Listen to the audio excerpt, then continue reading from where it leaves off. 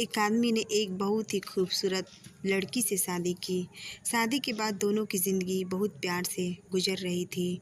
वह उसे बहुत ही चाहता था और उसकी खूबसूरती की हमेशा तारीफ़ किया करता था।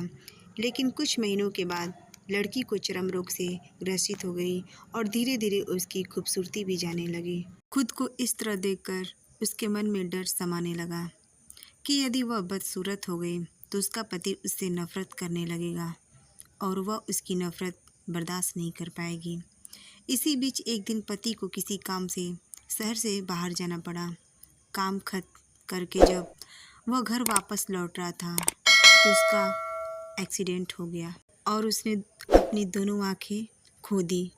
लेकिन इसके बावजूद भी दोनों की ज़िंदगी सामान्य तरीके से आगे बढ़ती रही। समय गुजरता रहा और अपने चर्म रोग के कारण लड़की ने अपनी खूबसूरती पूरी तरह से गंवा दी। वह बदसूरत हो गई, लेकिन अंधे पति को इसके बारे में कुछ भी पता नहीं था। इसीलिए उसके साथ खुशहाल वैवाहिक जीवन पर कोई प्रभाव नहीं पड़ा। वह उसे उसी तरह प्यार करता रहा। एक दिन उस लड़की की मौत हो गई। पति अब अकेला हो गया था। वह बहुत दुखी था। वह उस शहर को छोड़कर जाना चाहता था। उसने अंतिम संस्कार की सारी क्रियाविधि पूर्ण की और शहर छोड़कर जाने लगा।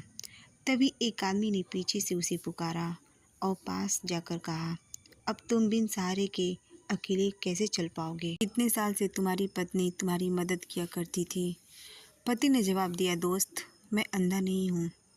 मैं बस अंधा होने का नाटक कर रहा था, क्योंकि यदि मेरी पत्नी को पता चल जाता कि मैं उसकी बदसूरती देख सकता हूँ तो वह उसे उसके रोग से ज़्यादा दर्द देता। इसीलिए मैंने इतने साल से अंधे होने का दिखावा किया।